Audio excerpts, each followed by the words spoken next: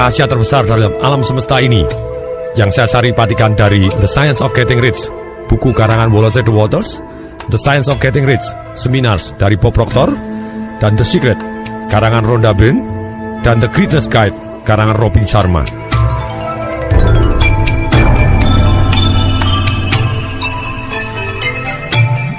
Banyak sekali orang dalam hidup ini ingin tahu sekali rahasia apa yang bisa membuat orang bisa menjadi sukses. Entah sukses di dalam kehidupannya dia, sukses di dalam hubungan, sukses dalam kekayaan, sukses secara physical health, secara kesehatan fisiknya dia, sukses secara spiritual, dan segala macam sukses dalam kehidupan. Rahasia alam yang terbesar ini timbul dari pemahaman, dari satu kalimat ini. Semua yang ada di dunia ini adalah bentuk lain dari energi. Dan energi berpindah menjadi bentuk satu ke bentuk yang lainnya. Demikian juga pikiran. Pikiran adalah satu bentuk energi, yang dimana pada akhirnya akan menjadi benda atau apapun yang kita inginkan.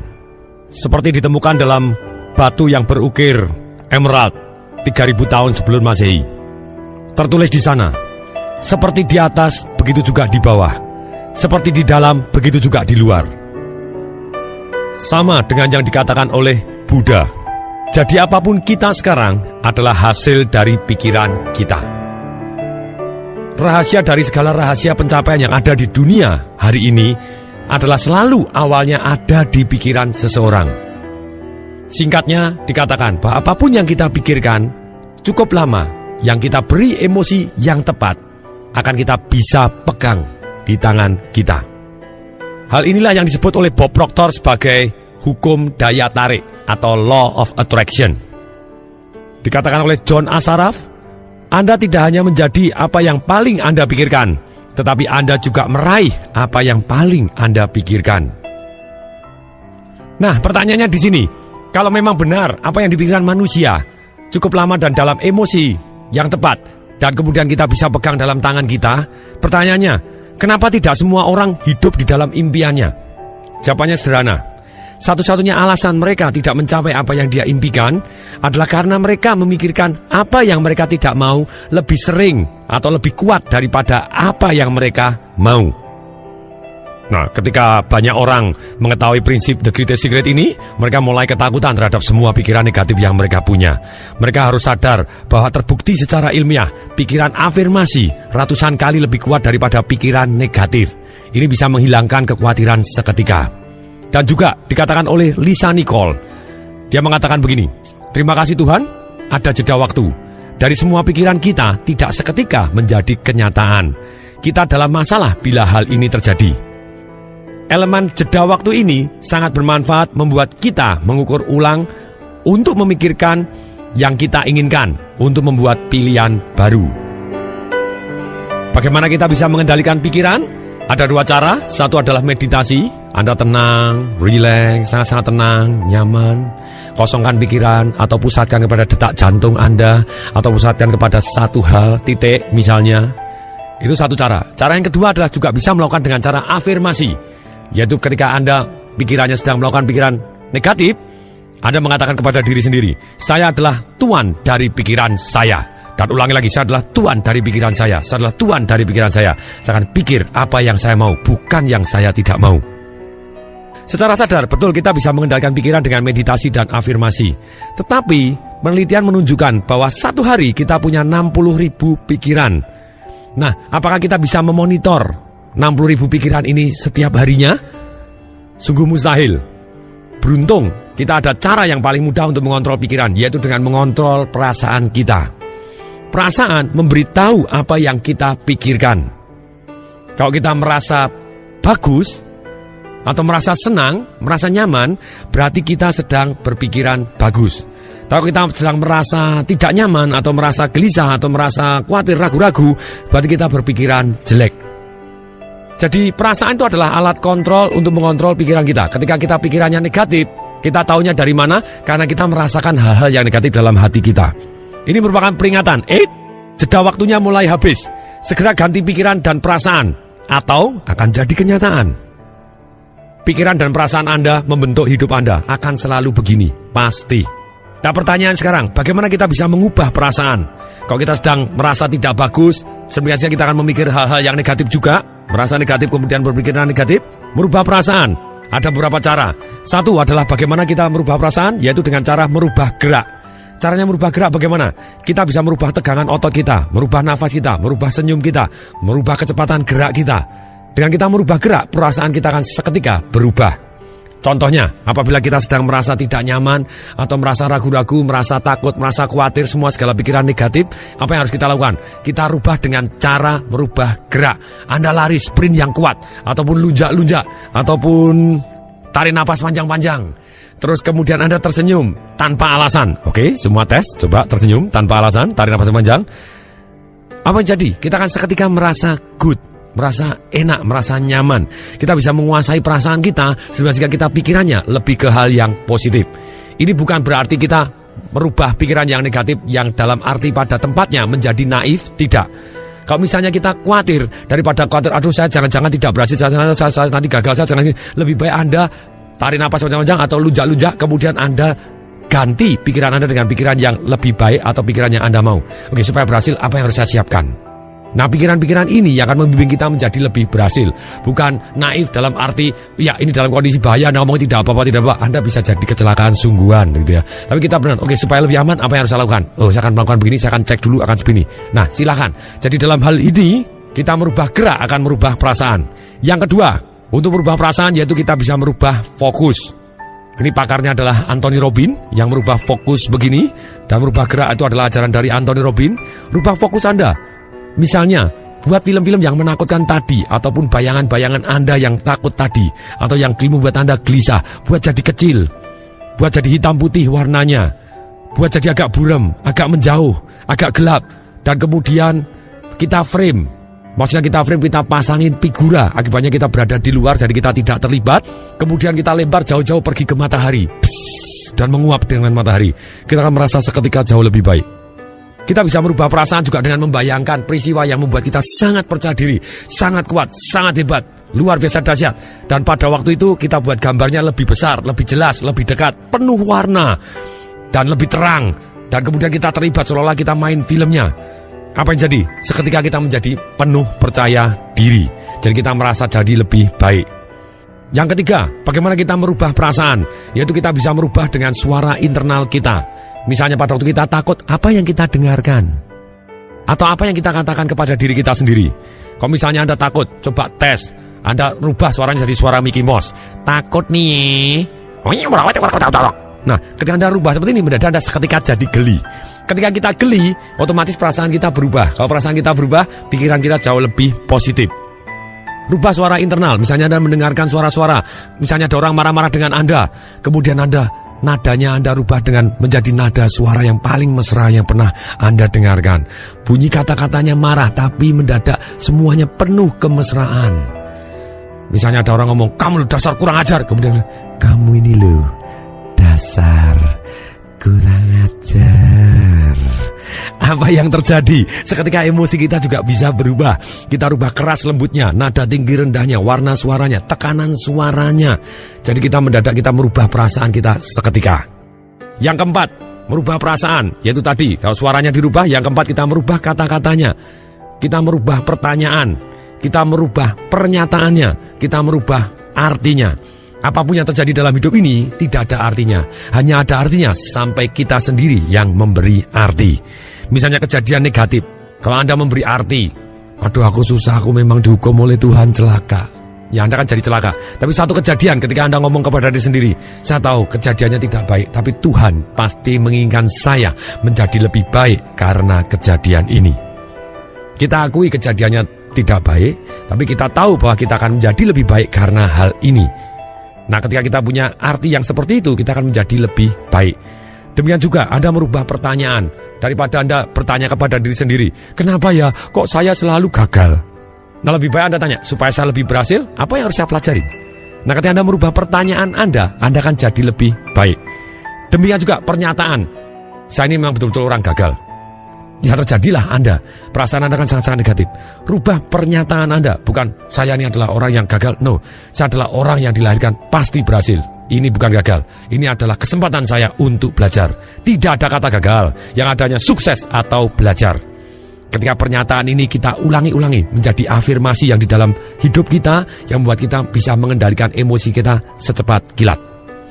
Yang kelima, bagaimana merubah perasaan, yaitu dengan merubah situasi.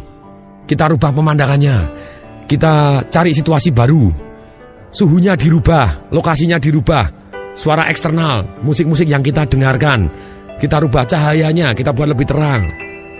Warna-warna yang sebelah kita buat lebih penuh warna-warni. Kita kan suasananya langsung, emosi kita jauh lebih baik ketika kita suasananya lebih terang. Kemudian musik-musiknya juga nyaman. Kemudian suhunya juga nyaman untuk kita, pemandangannya indah. Nah ini, rubah situasi Anda akan berubah perasaannya juga. Yang keenam, bagaimana merubah perasaan, yaitu dengan merubah input. Baca buku-buku cerita lucu, humor, Donald Bebek juga boleh, ataupun self-help, buku-buku motivasi, atau buku Financial Revolution karangan Tung Desem Waringin, gitu. Atau buku kepahlawanan, biografi orang sukses. Demikian juga film, kita lihat film-film humor, film-film motivasi, film-film yang menginspirasikan kita tentang kepahlawanan, film-film biografi orang sukses. Demikian juga dengarkan kaset motivasi, kaset humor juga boleh, kaset motivasi atau self-help atau kepemimpinan ataupun ceritanya, kaset yang membuat kita dapatkan inspirasi untuk jadi lebih baik boleh, kepahlawanan, cerita orang sukses. Rubah input Anda. Selain itu, rubah teman-teman Anda, rubah mentor Anda, pembimbing Anda. Cari pembimbing yang terbaik yang membuat Anda jadi semangat, sangat-sangat semangat, yang membuat kita jadi positif. Bahkan dikatakan oleh Robert Kiyosaki pada waktu itu, teman itu sangat penting. Pada waktu saya ikut seminarnya, dia ngomong begini, Robert Kiyosaki, jumlahkan 5 teman Anda. Kira-kira dia penghasilannya berapa sebulannya, kemudian dibagi 5, itulah penghasilan Anda. Ketika saya mendengar seperti ini dan ketika saya lakukan dan ternyata persis, nah saya rubah teman-teman saya menjadi teman-teman yang sangat-sangat dahsyat. Saya tetap berteman dengan teman-teman saya yang lama, tapi terus dalam kehidupan saya cari teman-teman yang benar-benar dahsyat dan semangat, yang bisa mewujudkan cita-cita saya menjadi lebih cepat dan lebih baik. Nah, cara yang paling mudah, sekali lagi, semua ini tolong dilakukan, ini PR-nya. Silakan tulis 88 cara yang merubah perasaan Anda secara cepat dan nikmat, yang relatif biayanya Anda mampu, tidak tergantung kepada orang lain, mudah, sehat, positif. Ini yang penting. Jadi silakan, sekali lagi, jadi relatif sedikit waktu, kemudian relatif biayanya Anda mampu, tidak tergantung dengan orang lain, mudah, sehat, dan positif. Misalnya, dari list saya punya banyak sekali list gitu ya. Dengarkan musik, berhenti, cium bunga, tarik nafas panjang-panjang, seketika tersenyum, bersyukur, berdoa, amal, ML gitu ya, boleh juga ML silakan, apa itu silakan gitu ya. Lihat film inspirasional, baca buku, meditasi, jogging, jalan pagi, berenang, main dengan anak. Berenang mudah karena saya punya kolam renang. Kalau Anda tidak punya kolam renang, wah saya harus berenang baru merasa sehat. Ya kalau Anda dekat-dekat dengan kolam renang, kenapa tidak? Tapi kalau misalnya sesuatu hal yang di luar jangkauan Anda, lebih baik Anda ganti yang bagaimana tulis caranya yang merubah perasaan Anda menjadi nikmat seketika dengan relatif waktu lebih sedikit. Saya ulangi lagi. Relatif biaya Anda mampu, tidak tergantung dengan orang lain, relatif mudah, sehat, dan positif. Misalnya push up, sit up, telepon langsung orang tua, baca kitab suci, baca Donald Bebek seperti tadi gitu ya, nonton film humor, motivasi orang lain. Ternyata ini menarik sekali, ketika kita motivasi orang lain, kita juga termotivasi gitu ya. Atau Anda lunjak-lunjak seketika, biasanya itu yang saya lakukan ketika dalam kondisi saya butuh semangat merubah emosi saya yang negatif menjadi positif. Saya lunjak-lunjak, go, yes. Kemudian saya bayangkan hal-hal yang positif yang pernah saya alami, bayangan saya buat lebih besar, lebih dekat, lebih terang, lebih nyata adanya, penuh warna yang saya sukai gitu ya. Dan kemudian saya menjadi satu, akibatnya apa terjadi? Saya seketika menjadi penuh percaya diri dan emosi saya jadi lebih baik. Jadi ini langsung dikerjakan. Anda stop dengarkan CD ini, langsung kerjakan sekarang juga. Tolong tulis 88 cara untuk merubah perasaan Anda menjadi great, menjadi dahsyat, menjadi positif adanya. Hentikan CD ini dulu, kemudian Anda mulai. Ayo kerjakan, saya ikut sudah melihat Anda di sana. Ayo kerjakan. Welcome back, selamat datang. Saya anggap Anda sudah melakukannya. Dan kalau belum, tolong hentikan lagi dan tolong lakukan, woy. Emosi apakah yang paling kuat? Yaitu adalah cinta kasih. Love is the greatest emotion. Antara kombinasi pikiran dan cinta akan membentuk kekuatan yang tidak bisa ditolak dari law of attraction atau hukum daya tarik. Ketika kita mempunyai satu pikiran-pikiran yang positif dan kita curahkan dengan penuh emosi yang penuh cinta kasih, penuh kegembiraan, penuh semangat-semangat yang positif, tidak bisa ditolak, itu akan menarik hal-hal yang kita inginkan dan kita menjadi apa yang kita inginkan.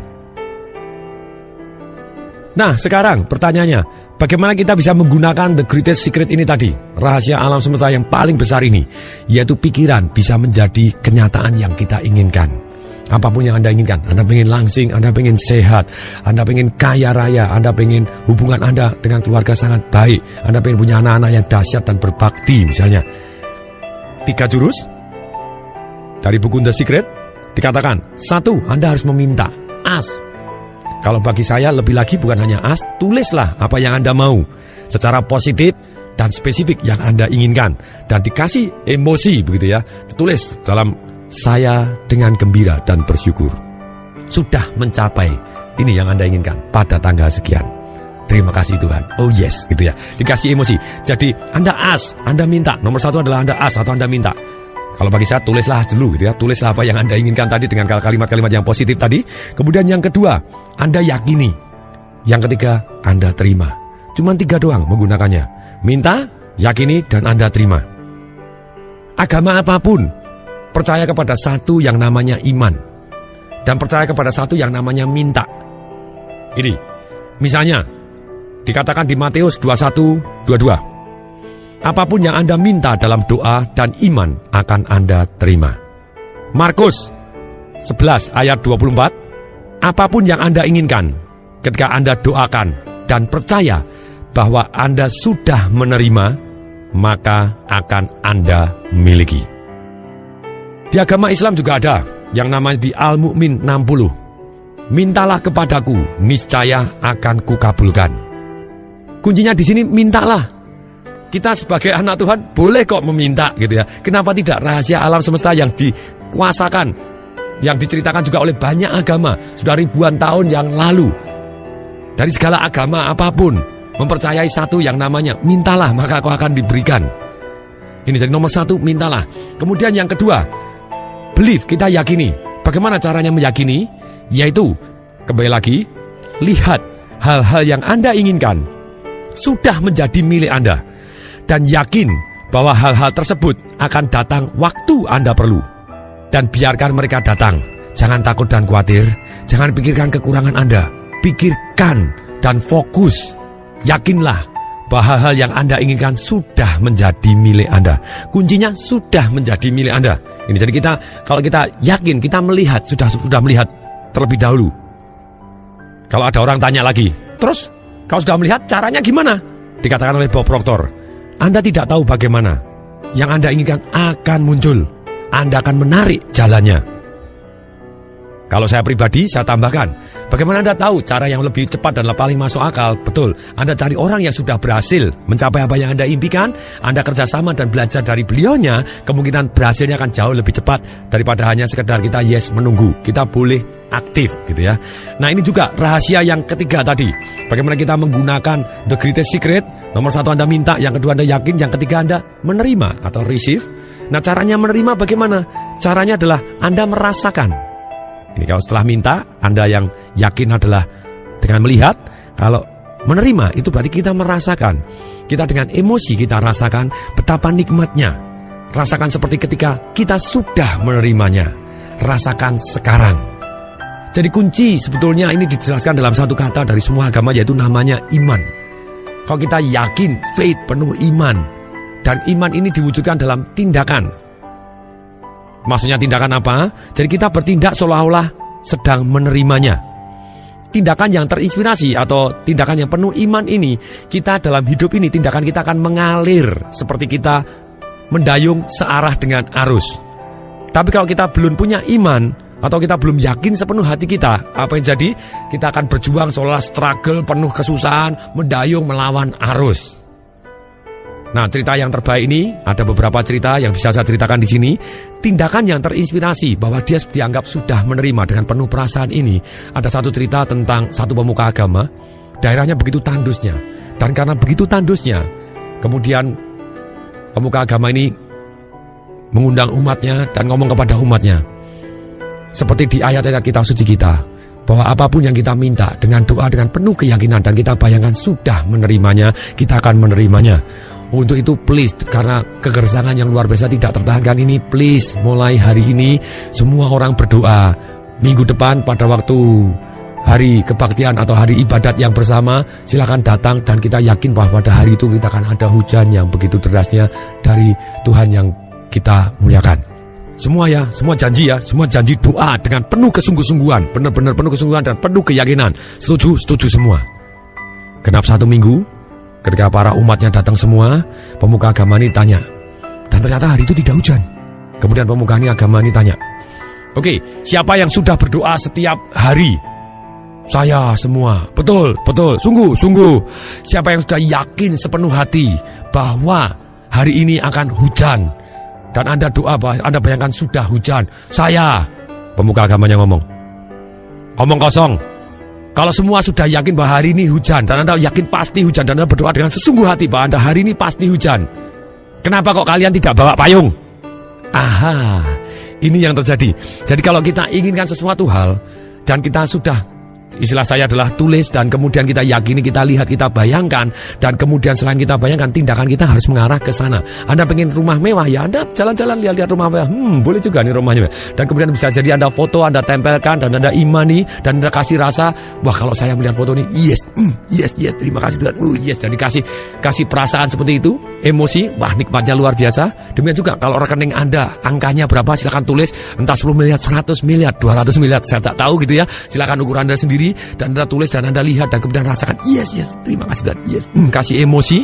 Nah kemudian ini tindakan-tindakan kita yang terinspirasi bahwa kita sudah menerima, itu akan menimbulkan satu perasaan yang certain atau nyaman, pasti, dan hidup kita mendadak mengalir ke arah yang kita inginkan.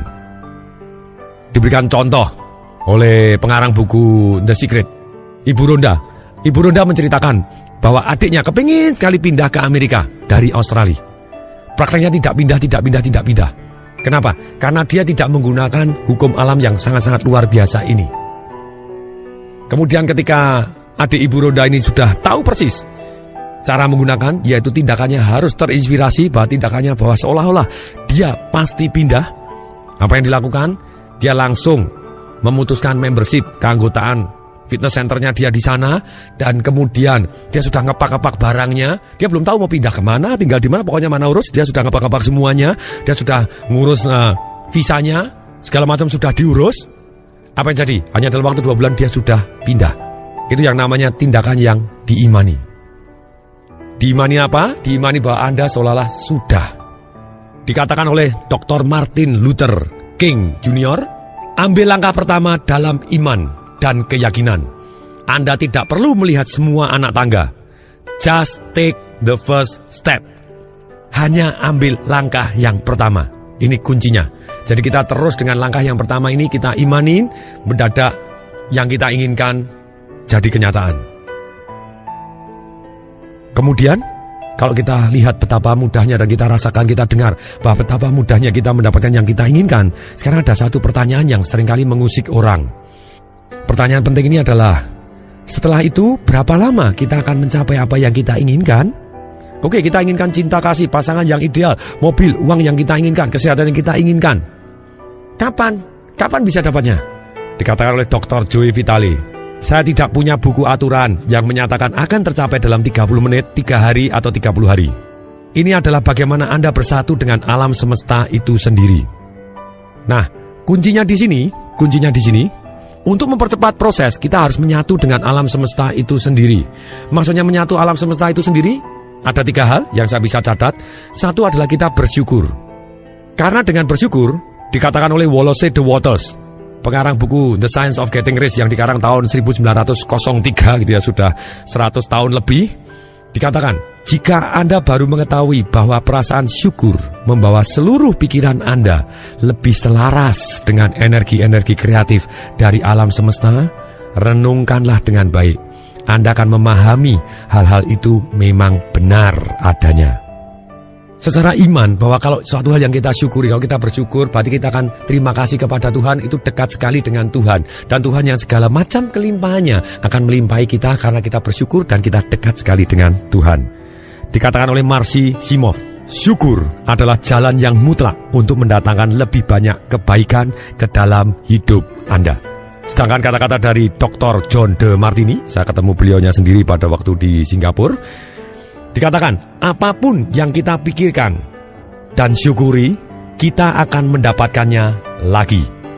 Atau pakar relationship yang namanya Dr. John Gray, gitu, yang pengarang buku Men Are From Mars, Women From Venus, dia cerita, wahai wanita, gitu ya, kalau Anda kepingin suami Anda baik dengan Anda, temukan hal-hal pada waktu dia baik, ucapkan, terima kasih loh, hari ini kamu baik sekali. Apa yang jadi?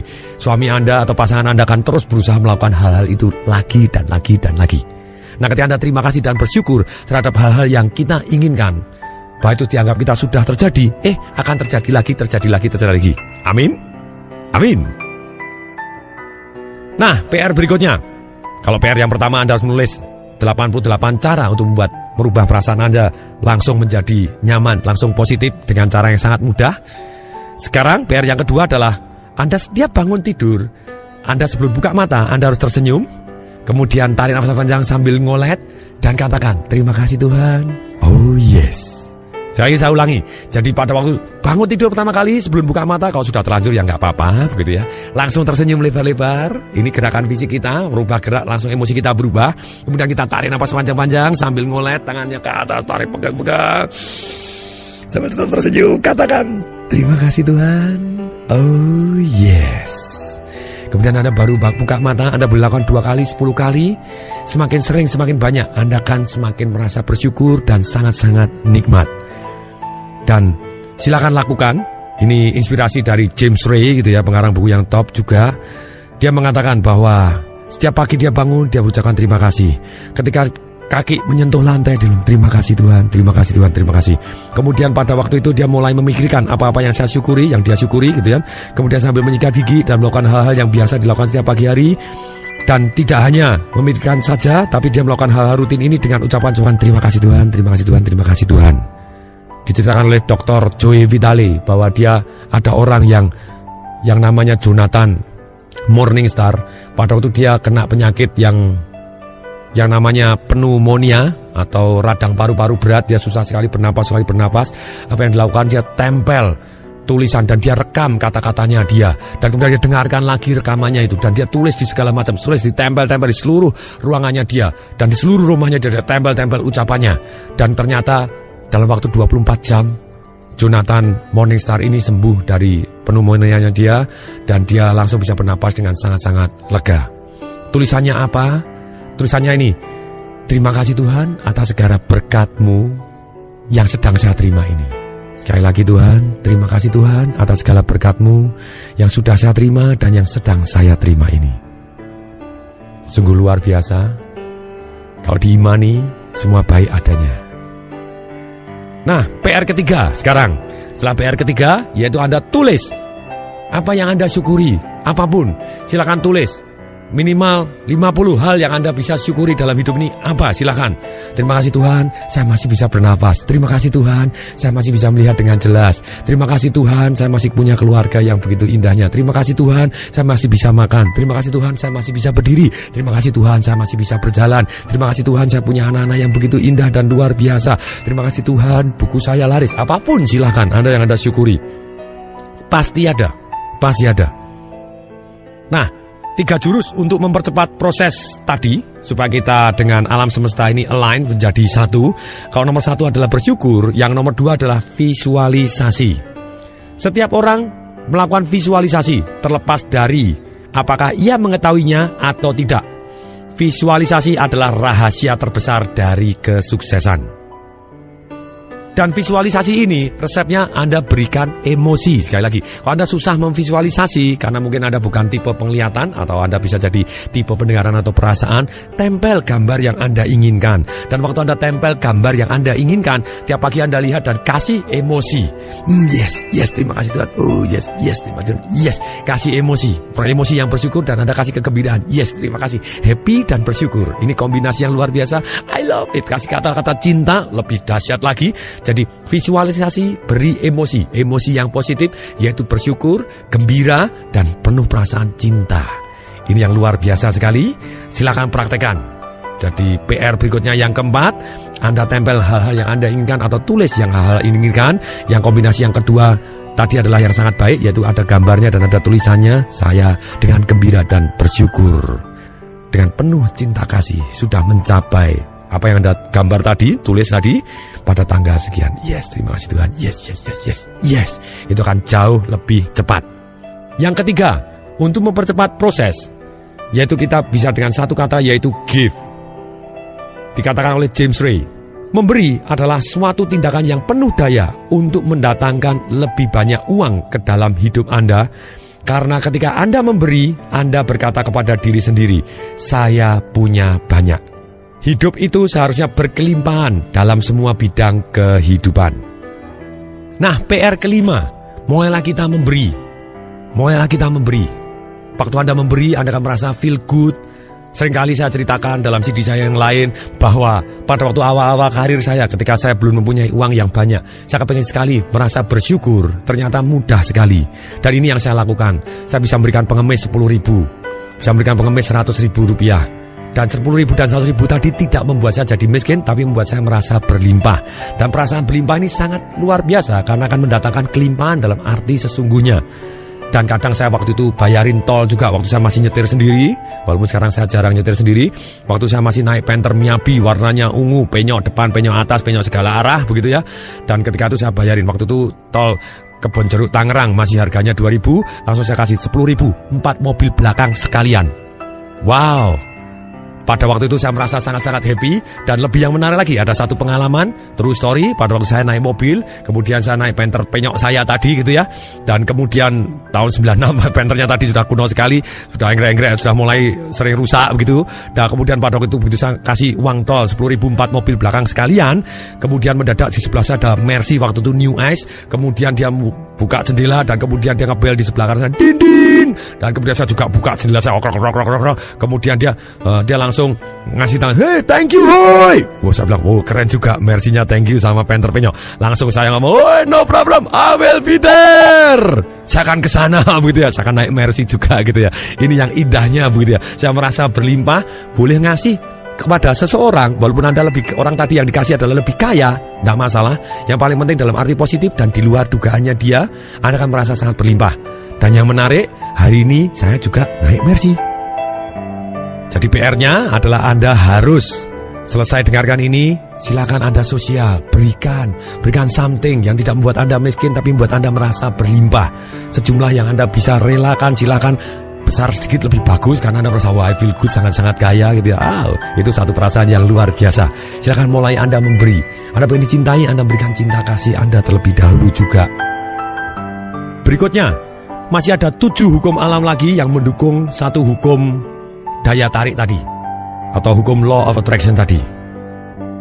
7 saya akan sebutkan terlebih dahulu dan kemudian akan saya jelaskan satu persatu. 1 adalah hukum perubahan yang abadi. Kedua adalah hukum relativitas. Yang ketiga adalah hukum getaran. Yang keempat, hukum polaritas. Yang kelima adalah hukum irama. Yang keenam adalah hukum sebab akibat atau hukum timbal balik. Yang ketujuh adalah hukum gender. Maksudnya apa hukum-hukum ini? Kita akan jelaskan satu persatu. Hukum perubahan abadi, keterangannya bagaimana? Energi berubah menjadi bentuk fisik. Seperti tadi, hukum daya tarik, pikiran kita juga energi. Ini menjelaskan hukum daya tariknya tadi. Jadi satu kata hukum daya tarik atau law of attraction dijelaskan dalam 7 hukum ini. Energi bergerak menjadi bentuk fisik. Itu hukum perubahan abadi. Jadi image atau bayangan yang kita pegang dalam otak kita seringkali akan menjadi benda yang bisa kita pegang di dalam hidup kita ini juga. Kemudian hukum yang kedua yang namanya hukum relativitas. Tidak ada yang bagus, tidak ada yang buruk, tidak ada yang besar, tidak ada yang kecil, tidak ada yang mahal, tidak ada yang murah, sampai kita membandingkan dengan yang lain. Kuncinya gini, diri kita selalu kurang dibandingkan orang yang lain yang sudah master di bidangnya. Dan diri kita selalu lebih dibanding dengan orang yang tidak sebagus dengan kita. Setiap orang selalu punya kelebihannya masing-masing, dan kita juga punya kelebihan dibanding orang tersebut. Selalu. Ini hukum yang namanya relativitas. Nah, kalau kita menggunakan hukum ini melawan kita, yaitu caranya bagaimana? Anda bandingkan diri Anda kepada orang yang sudah betul-betul master di bidangnya. Anda akan merasa kecil, Anda akan merasa tidak berdaya, Anda celaka.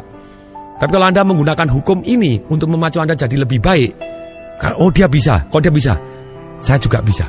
Oh dia latihan begitu, saya juga latihan begitu. Anda kan jadi master. Oh dia meluangkan waktu satu hari 2 jam untuk belajar tentang bagaimana jadi kaya. Kenapa tidak? Saya kan juga meluangkan waktu. Dan saya akan belajar juga dari dia. Saya akan kerjasama dengan dia. Nah ini akan membuat kita jadi lebih baik. Jadi seringkali orang merasa tidak baik atau merasa minder atau merasa kecil karena dia menggunakan hukum ini untuk melawan dirinya. Mestinya kita menggunakan hukum ini membuat kita menjadi lebih baik.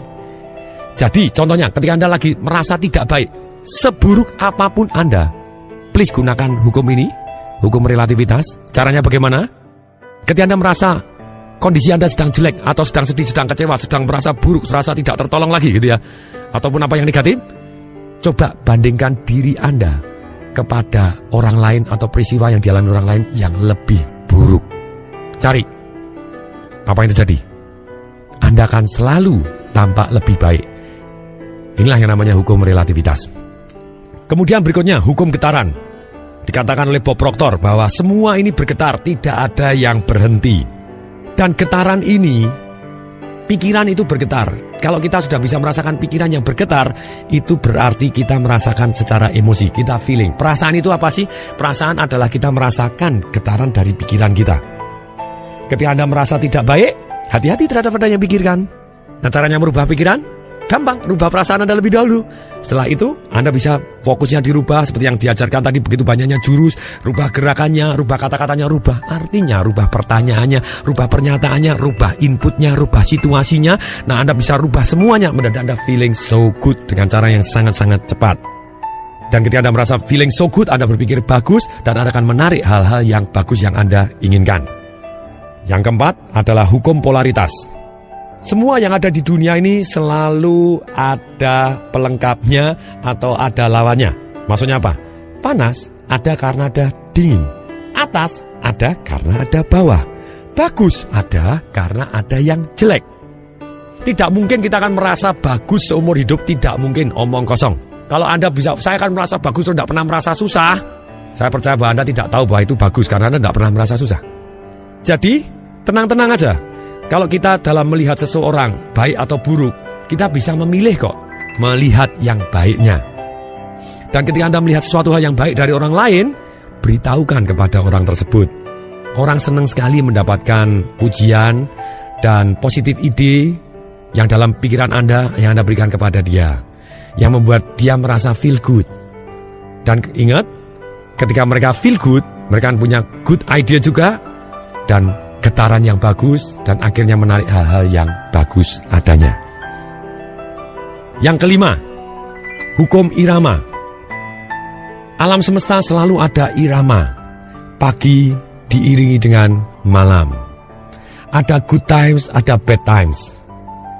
Jadi, ketika kita berada pada waktu titik rendah kita, jangan merasa buruk. Kenapa? Lebih baik kita merasa baik. Kenapa? Karena kita tahu pasti akan naik lagi. Itu yang namanya irama. Selalu yakinlah bahwa waktu-waktu baik pasti akan datang. Nah, salah satu kuncinya yang saya tambahkan, irama ini kita bisa mempunyai irama yang lain. Bukan naik turun pasti hebat langsung jadi miskin. No, miskin nanti jadi kaya. Yes, pasti gitu ya. Tapi kalau kita ngomong ya pada suatu waktu income kita akan berkurang tapi naik. Tapi kita mulai dengan level yang berbeda. Istilahnya gelombang. Gelombang itu yang kita yakini bahwa gelombang kita adalah berbeda dengan langsung kaya terus langsung miskin. No, itu takdirnya orang lain. Nah, takdir kita bisa membuat gelombang kita bahwa kita kaya, oke penghasilannya besar, kemudian agak menurun tapi tetap besar atau besar sekali, kemudian besar sekali, jadi gelombangnya begitu juga boleh. Jadi kita maintain, saya antara gembira, ya mungkin satu waktu sedih, tapi sedihnya cuma sebentar untuk bisa merasakan kegembiraan yang luar biasa. Mungkin saya bad mood, tapi tenang aja, sebentar aja saya bisa rubah, membuat saya moodnya jadi bagus sekali karena saya sudah tahu caranya. Jadi dengan demikian kita memilih gelombang di frekuensi yang berbeda. Dengan gelombang yang frekuensi yang berbeda ini, kita bisa tenang bahwa kita tidak perlu kok setelah kita kaya langsung jadi miskin sekali. No, kita bisa kaya kemudian ya tetap kaya tapi tidak terus penghasilannya besar sekali tapi besar tapi kemudian besar sekali, bolehlah gitu ya. Inilah yang jadi keyakinan saya. Berikutnya yang keenam adalah hukum sebab akibat. Apapun yang kita kirim, kita akan mendapatkan hasil. Atau hukum timbal balik. Ketika kita baik kepada orang lain, tanpa sadar orang baik kepada kita. Kuncinya betul ada hukum jeda. Pada waktu kita berbuat baik atau memberikan satu kebaikan, memberi nilai tambah, mungkin tidak seketika kita menerima manfaatnya atau menerima timbal baliknya. Tapi kalau kita berbuat negatif, biasanya langsung seketika atau dalam waktu yang sangat cepat itu kita timbal baliknya. Nah, kuncinya apabila ada orang lain baik kepada kita, secepat mungkin kita berikan positif feedback kepada dia, kebaikannya dia kita kirim balik dan kita mengirim kebaikan kepada dia. Sehingga dia mengirim kebaikan kepada kita, langsung saling memberikan kebaikan, jadi kita tumbuh bersama. Tetapi ketika ada suatu hal yang negatif, ada orang mengirim negatif hal kepada kita step aside, tidak perlu dibalas, kita menghindar atau kita cuek, kita tenang saja. Jadi biarkan badai berlalu. Hukum timbal balik ini ada statistiknya. Itu Robert Cialdini menyatakan begini, ketika orang berbuat baik kepada kita terlebih dahulu, tanpa sadar kita merasa bahwa kita harus berbuat baik kepada orang tersebut. Dia memberi contoh, ketika ada orang minta sumbangan. Permisi Pak, kami dari Pramuka, kami mau cari sumbangan untuk anak-anak yatim piatu. Silahkan dibaca Pak, Anda boleh beli stikernya yang harganya 100.000, 10.000 ataupun yang 5.000, silahkan dibaca. Caranya begini, yang satu pakai hukum timbal balik. Apa yang dilakukan? Pramukanya datang ini, permisi Pak, kami dari Pramuka, kami mau cari sumbangan Pak, Bapak boleh silakan baca terlebih dahulu. Ini Bapak boleh pilih nanti nyumbang stikernya yang 100.000, 10.000 ataupun yang 5.000. Kemudian pramukanya ini, begitu orangnya yang dimintai sumbangan baru baca, sebentar ya Pak, silakan dibaca terlebih dahulu, saya akan keluar sebentar. Waktu dia keluar, dia beli teh botol. Ketika dia beli teh botol, dia ngomong, Pak, kemudian saya tadi haus, jadi ini saya beli teh botol sekaligus Bapak juga saya belikan. Dia ngomong, saya belikan. Silakan diminum lebih dahulu Pak. Begitu dia minum teh botolnya, glek dan kita minum glek. Apa yang terjadi? Statistik berbicara, sumbangannya naik 3 kali lipat. Jadi, wahai para pengusaha, wahai para buruh, wahai para karyawan, wahai para bisnismen, sama dalam hidup ini kita timbal balik. Kalau kita bisa memastikan bahwa orang lain win terlebih dahulu, menang terlebih dahulu, kita berikan nilai tambah kepada mereka. Selalu mulai dari diri kita tidak bisa menunggu. Kalau karyawan, bosnya harus baik dulu, gajinya naik baru saya kerja keras. No, kita berikan yang nilai tambah untuk bos kita, baru kita jadi dahsyat. Demikian juga seorang bos, kita tidak perlu nunggu karyawannya dahsyat dulu, tidak. Dan kita bisa, Anda kalau mencapai begini, Anda tak kasih komisi seperti ini. Dengan hukum timbal balik ini, orang akan sukses luar biasa. Yang ketujuh adalah hukum gender. Maksudnya apa hukum gender? Di dalam alam semesta ini ada pasangan-pasangannya. Dan pasangan-pasangan ini seperti laki dan perempuan. Seperti dalam mineral pun juga ada sifat-sifat yang seperti itu tadi. Tumbuhan juga sama. Ada istilahnya kalau dalam dunia binatang, yaitu adalah perbedaan jenis kelamin yang namanya seks. Maksudnya apa hukum gender ini? Inilah timbulnya antara pertemuan antara istilahnya laki dengan perempuan atau beda kelamin ini atau beda jenis ini yang akan membuat istilahnya hal-hal baru dalam hidup.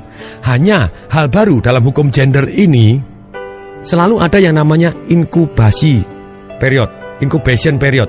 Maksudnya apa? Masa-masa inkubasi ini adalah adalah spiritual. Seperti tumbuhan yang kita tanam adalah bibit.